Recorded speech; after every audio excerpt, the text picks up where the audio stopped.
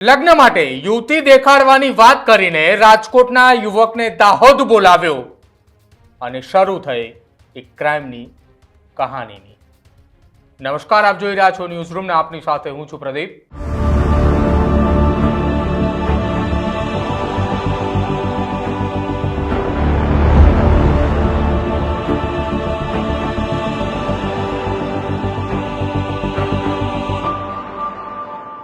રાજકોટના કાગદરી ગામે રહેતા બે સગા ભાઈ કે જેઓ રાજકોટ ખાતે જ ગેરેજમાં કામ કરીને પોતાનું ગુજરાન ચલાવતા હતા.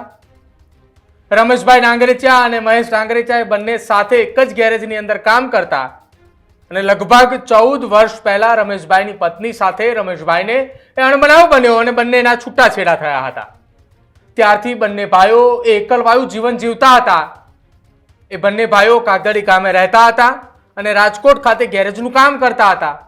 લગભગ એ રાજકોટથી કાગદડી એ 30 કિલોમીટરનું અંતર છે અને રોજ એ સવારે આવતા અને સાંજે બંને ભાઈઓ પોતાના ઘરે પરત ફરતા.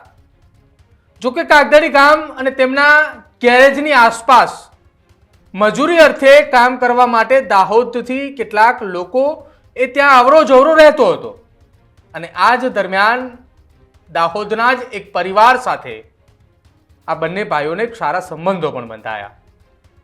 કેમ કે દાહોદનો પરિવાર એ રાજકોટના કાગદડી ગામે અને રાજકોટની અંદર જે જગ્યા ઉપર રમેશભાઈ અને મુકેશભાઈનું ગેરેજ હતું ત્યાં આસપાસના વિસ્તારોની અંદર તેઓ કામ કરતા હતા અને બંનેની સાથેની એ મુલાકાતો એ વધી અને એ પારિવારિક સંબંધો બંધાયા, જેના કારણે દાહોદના લીંબડી મુકામે રહેતા સુનીતાબેન અને સાથે જ પ્રવીણભાઈએ એક દિવસ કાગદડી ખાતે રમેશભાઈના ઘરે ગયા અને ત્યાં જઈને કહે છે કે તમારા નાના ભાઈ મુકેશભાઈ માટે લગ્નની વાત લઈને આવ્યા છીએ અને બંને ભાઈઓને છોકરી બતાવ્યા બાદ એવું કહ્યું કે તમારે 2.5 લાખ રૂપિયા રોકડા અને 2.5 કિલો જેટલું ચાંદી એ આપવું પડશે ને તો જ આ લગ્ન થશે. અને આ જ વાત સાંભળતા રમેશભાઈએ સીધી જ આ વાતને નકારી કે મારે મારા ભાઈના લગ્ન નથી કરવા. જો કે મોટા ભાઈની સાથે નાના ભાઈએ પણ એવું કહ્યું કે મને પણ આ છોકરી નથી ગમતી એટલે મારે પણ લગ્ન નથી કરવા. વાત અહીંયા પૂરી ના થઈ કેમ કે આરોપીઓના ઈરાદા એ ખોટા જ હતા.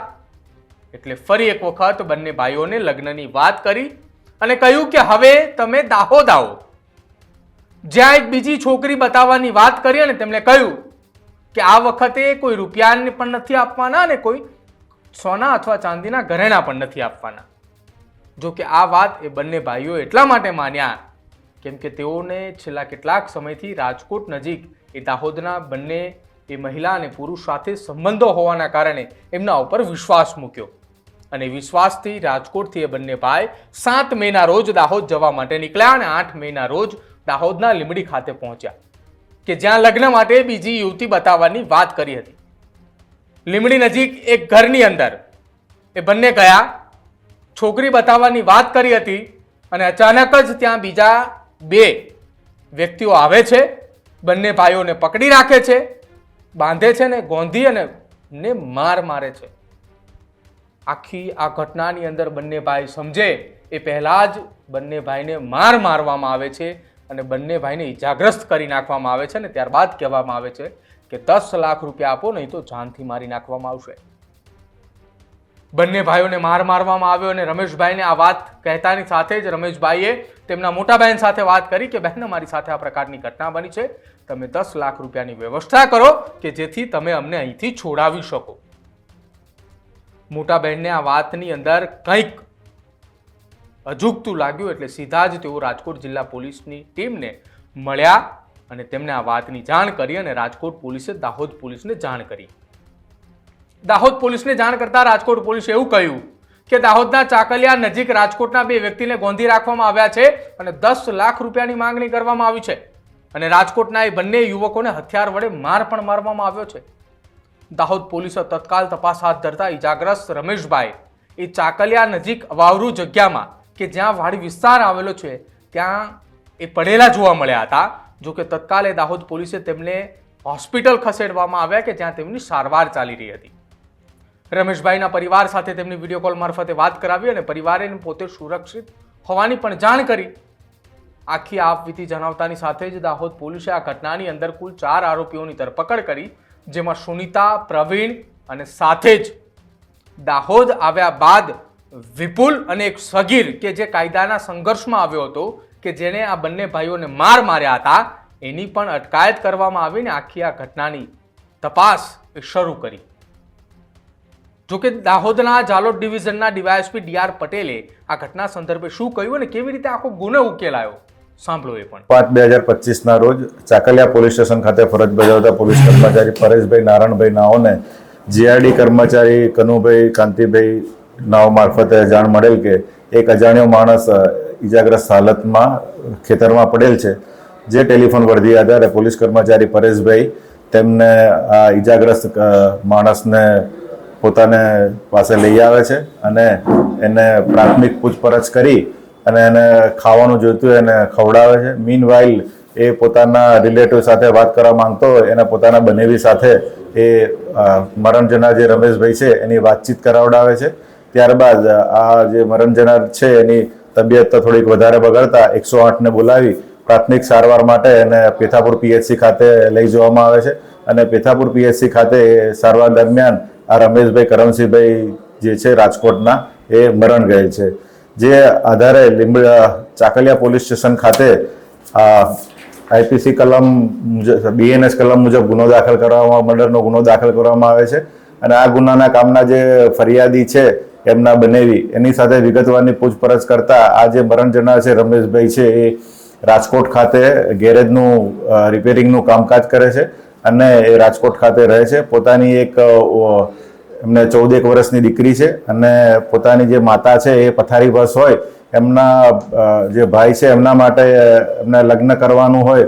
આ જે સુનિતા છે, સુનિતા નામની છોકરીને એમણે રાજકોટ ખાતે મુલાકાત થાય છે અને આજથી 14 દિવસ પહેલા આ સુનિતા સાથે એમને લગ્ન કરવા માટે એના ભાઈને બતાવવા માટે આવે છે, પણ એમના ભાઈને સુનિતા પસંદ નહીં આવતા આ કામના જે મરણ જનાર છે રમેશભાઈ એમને અહીંયા દાહોદ ખાતે ગઈ તારીખ 7 તારીખના રોજ બોલાવવામાં આવે છે અને એવું જાણ કરવામાં આવે છે કે ભાઈ અહીંયા તમને તમારા ભાઈને લગ્ન કરવા માટે બીજી પણ છોકરી બતાવવામાં આવશે એમ કહી અને અહીંયા કાવતરું રચી અને સુનિતા, વિપુલ, પ્રવીણ અને બીજા એક અન્ય જે કાયદાના સંઘર્ષમાં આવેલ કિશોર છે એ સાથે મળી એને બોલાવે છે અને ત્યારબાદ આ મરણ જનાર જે રમેશભાઈ છે એમના ફોનથી એમના જે પરિવારજન છે એમના બેન પાસે ₹10 લાખ રૂપિયાની ખંડણી માંગવામાં આવે છે અને જો તમે 10 લાખ રૂપિયા નહીં આપો તો આ રમેશભાઈને અમે જીવતા જવા દઈશું નહીં તેમ કહી અને એમની પાસે પૈસાની માંગણી કરે છે અને પૈસા આ લોકો સમયસર નહીં પહોંચાડી શકતા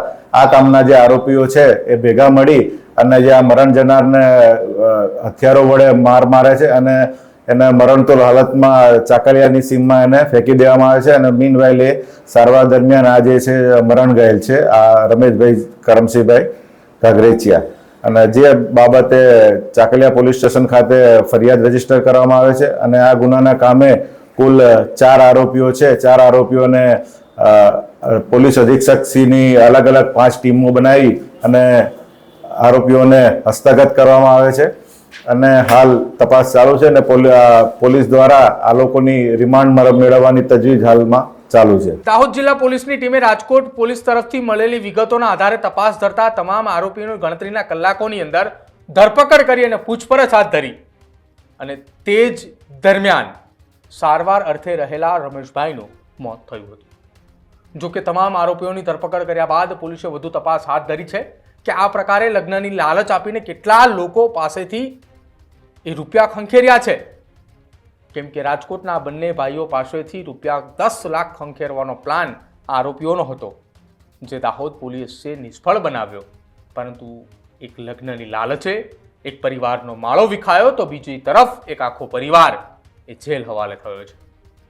દાહોદ પોલીસ અને રાજકોટ જિલ્લા પોલીસ સાથે જ ગુજરાત પોલીસ પણ એ તમને વિનંતી કરી રહી છે, તમને જાણ કરી રહી છે કે જો આ પ્રકારની કોઈ જાળમાં ફસાવાની તમને કોશિશ કરે છે તો તમે તત્કાલે નજીકના પોલીસ સ્ટેશનમાં જાણ કરો અથવા આવા લોકોને ખુલ્લા પાડજો. તમારું શું માનવું છે આજની આ ક્રાઇમ સ્ટોરીને લઈને તે ખાસ અમારા કમેન્ટ સેક્શનની અંદર જરૂર જણાવજો. જોતા રહેજો ન્યૂઝરૂમ. નમસ્કાર.